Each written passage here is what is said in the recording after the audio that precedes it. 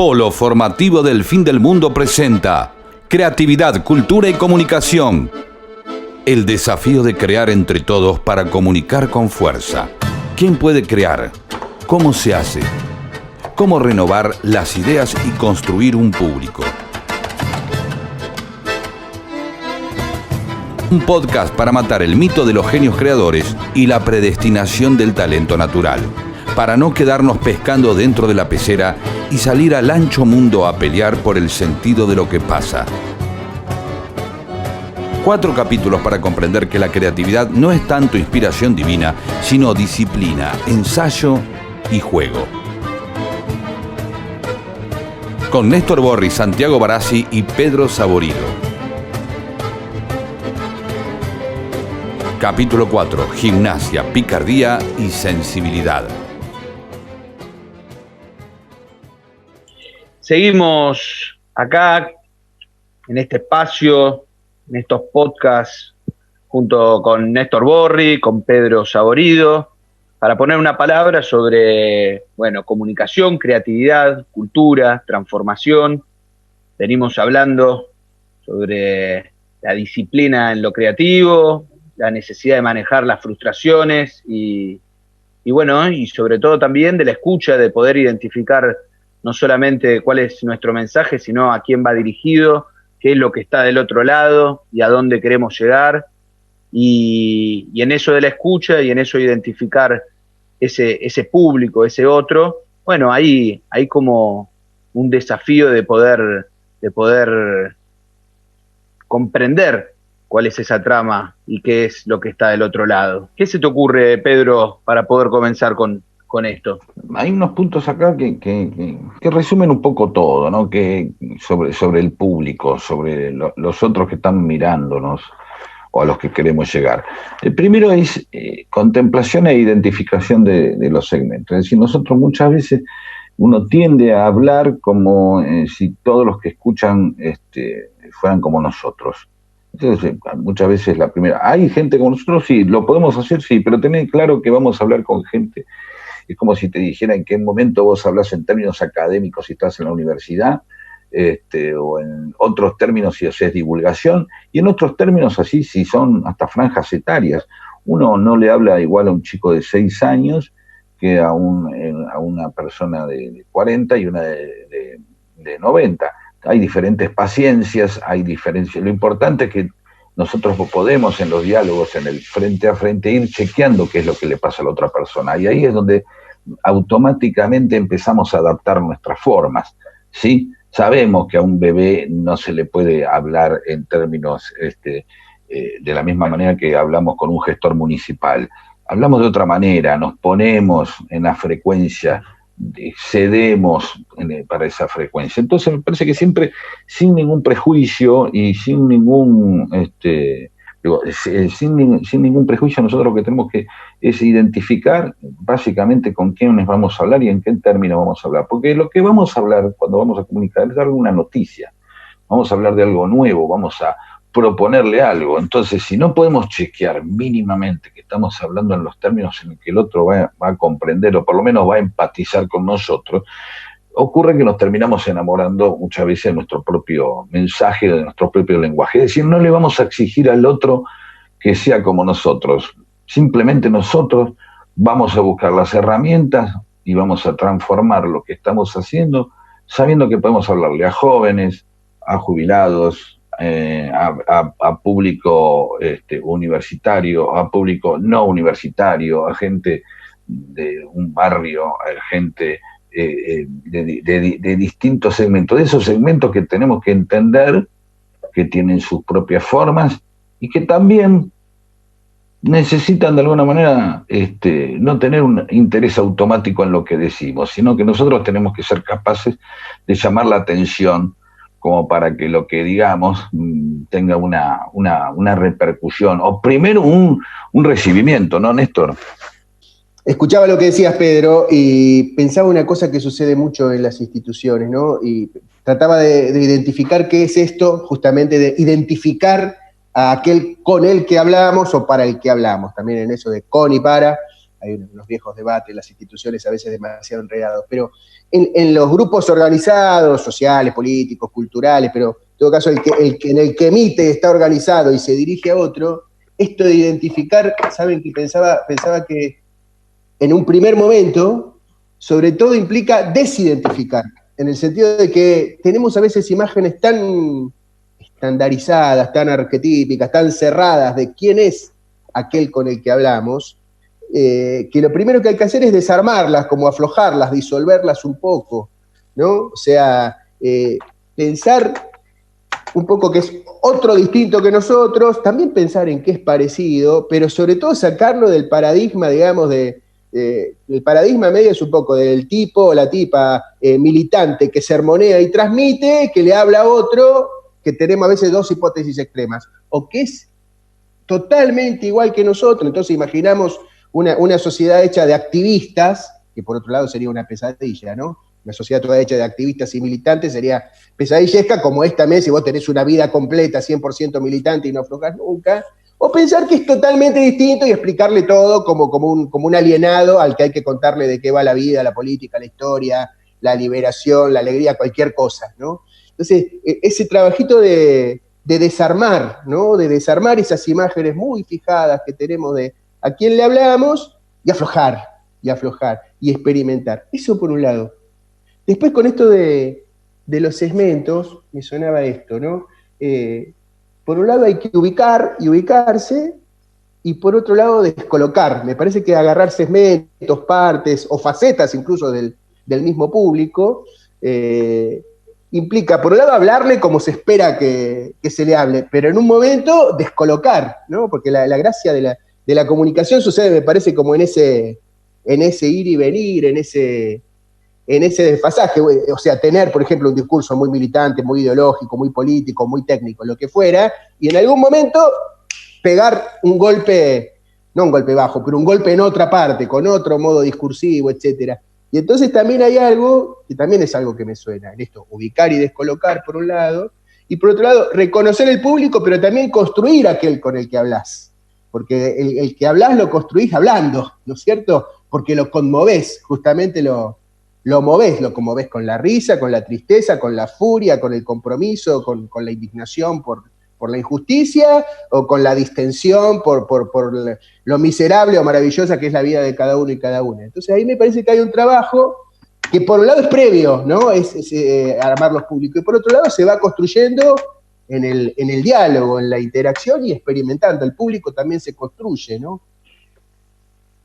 Entonces, el desafío aparece en esto de poder distinguir las sensibilidades también del público, distinguir las sensibilidades, poder identificar un poco las diferentes paletas de colores que puede tener, y en ese sentido, como decía recién Néstor, una mezcla, por un lado, nosotros ceder un poco, adaptarnos y tratar de direccionar nuestro mensaje en función de esa paleta, pero al mismo tiempo sabiendo que ese público también es una construcción y que también lo tenemos que interpelar para ir construyendo también ese otro al cual nosotros le queremos hablar. Porque en algún punto esa novedad, ese mensaje, del cual también hablaba Pedro, es lo que puede generar algo novedoso, algo nuevo, que las fichas tal cual estaban dispuestas al principio del juego empiecen a cambiar, justamente porque lo que hubo es una intervención creativa que abrió la posibilidad de nuevos encuentros, de nuevos abrazos, de nuevas comunicaciones. Y entonces ahí es identificar las sensibilidades del otro y al mismo tiempo nosotros tener la gimnasia, la picardía y también la propia sensibilidad para generar eso. Hay algo ahí, la comunicación, lo que vamos viendo, necesita de momentos que no tienen que ver específicamente con la comunicación, o que a veces no tenemos identificado con la comunicación. Que quiere decir cómo ir entablando una relación, más allá de que querramos nosotros rápidamente estar comunicando algo, ¿sí? ¿Esto qué quiere decir? una comunicación siempre tiene algo de especulación. Yo quiero que el otro a partir de ahora se divierta conmigo. Muchas veces con Diego hablábamos de eso, ¿no? Con Capusotto cuando hacemos los personajes, a veces no podemos, sentimos que tenemos que entablar una relación con la persona, con el público, antes de tirar un personaje nuevo. ¿Qué quiere decir? Contar de qué se trata, y en este momento, e incluso sobre la misma marcha de que lo vamos haciendo, ir experimentando a ver qué es lo que ocurre, ¿sí? Para ser concretos con esto, hay momentos que no podemos tener nada más que una especulación de que vamos a comunicar algo y le vamos a meter en la cabeza a alguien al otro. Tiene que haber un hecho amoroso, si se quiere, que es simplemente establecer una relación. Aún no haya más que hablar de nimiedades o de lo que suponemos que son nimiedades. En realidad no lo son. Esas primeras palabras que muchas veces se dicen en un diálogo, en una reunión con un desconocido, que simplemente funcionan como una manera de estudio, como una manera de encontrarse y habilitarse un lugar propio. ¿Por qué digo esto? Porque muchas veces cuando uno aplica una novedad violenta, en el caso de Peter Capusotto, decía, cuando tirábamos un personaje nuevo, suenan como hasta agresivo, suena como descolocante, ¿sí? Ese momento en el cual aparece esa novedad generalmente está precedido de un juego previo, de algo que va introduciendo, de una amabilidad, de una seducción, y esa seducción también implica escuchar al otro, no nada más que para estudiar el mapa mental del otro y ver por dónde le entramos, sino simplemente como para que haya una bajada de brazos. Es decir, que la comunicación puede tener distintas instancias, ¿sí? Y distintos momentos y de distintas formas. Es decir, la comunicación tiene distintas instancias, muchas de las cuales muchas veces no identificamos como parte de la comunicación, sino son como una previa. Viene a ser el zaguán de la comunicación, por decirlo de alguna manera, ¿no? O el jardín de adelante de la comunicación. Tal cual, me viene a la mente una canción que creo que la cantaba Mercedes Sosa, una de Milton Nascimento, que se llamaba justamente Hay canciones y momentos, ¿no? También me venía a la mente muchas veces dando talleres o cursos o hablando sobre estrategia y planificación estratégica. A mí me gustaba usar 3 o 4 imágenes, ¿no? Hay un poco de juego, sea fútbol, sea ajedrez, sea truco. Hay un poco de batalla, hay un poco de seducción amorosa y hay un poco de baile, sea minué, sea danza contemporánea, digamos, cualquiera que no. Entonces hay momentos, hay espacios, hay como amagues, y ir construyendo eso y no tener solo un registro y no empezar por el final, sobre todo, cualquiera sea el final. Porque las personas con las que hablamos individual y colectivamente, no solo está qué son en sí mismas, sino desde dónde nos están escuchando en ese momento, o a qué parte de esas personas, o de su sensibilidad, su discurso, sus inquietudes queremos apuntar. No todo el mundo quiere participar sistemáticamente en una organización, un movimiento, un partido, un proyecto. A mí me gusta decir también siempre que la gente tiene todo el derecho del mundo a no querer participar. ¿Por qué? Porque quiere comer su asado, porque quiere estar en su casa, porque quiere ir a bailar. Lo que no quita que puede haber un punto donde puede sentirse parte de lo que le proponemos. Pero hay que tener también no solo una cantidad de discursos o de interpelaciones y de intervenciones, sino tener distintas expectativas respecto a cuánto la persona puede ser un adherente, ser un militante activo, ser un socio, ser alguien que está todo el tiempo o está una vez. A lo mejor necesitas que una vez te banque en esto, o que una vez te done X plata, o que una vez te firme una cosa, y tener ahí un stock de expectativas distintas, ¿no? Y ir graduando eso y componiendo eso, desde el mero oyente que se siente parte por un momento hasta en el otro extremo el que toma partido y se suma activamente a tu causa, a tu organización, lo que fuera. Incluso sabiendo que esa misma persona puede tener distintos momentos en su vida, en su año, en su semana.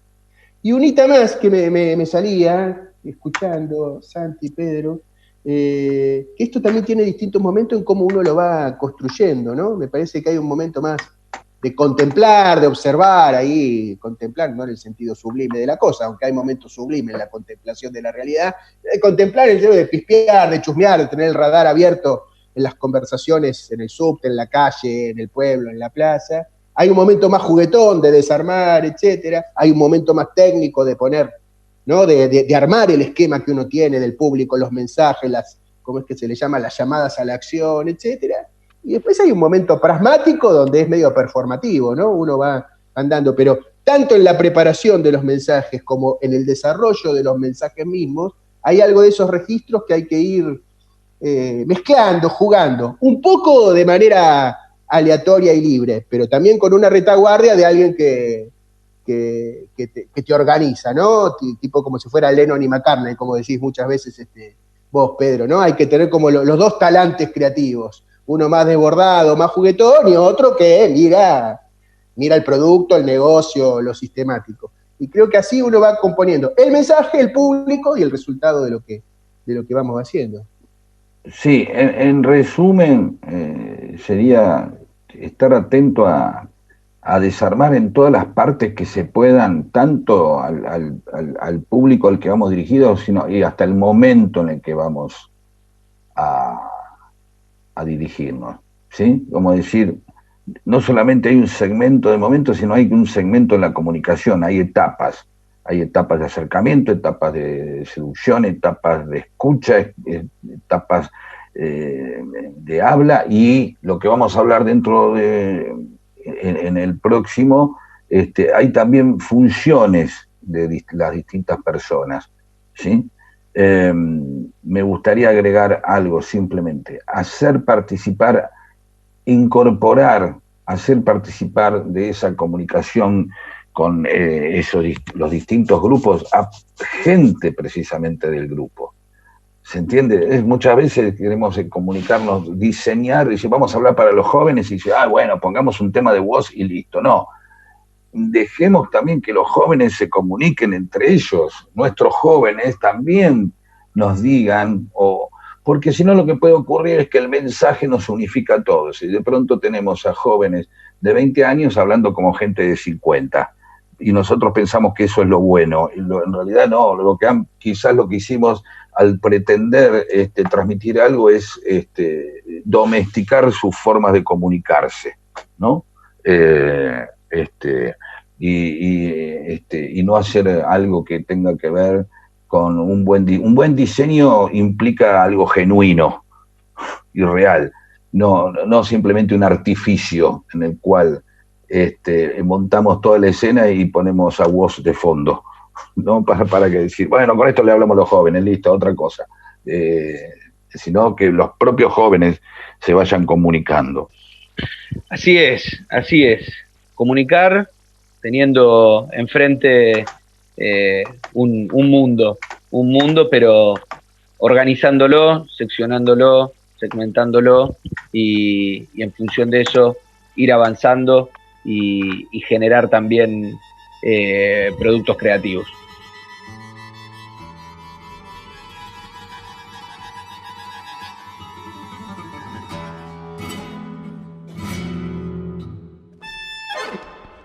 Polo Formativo del Fin del Mundo presenta Creatividad, Cultura y Comunicación.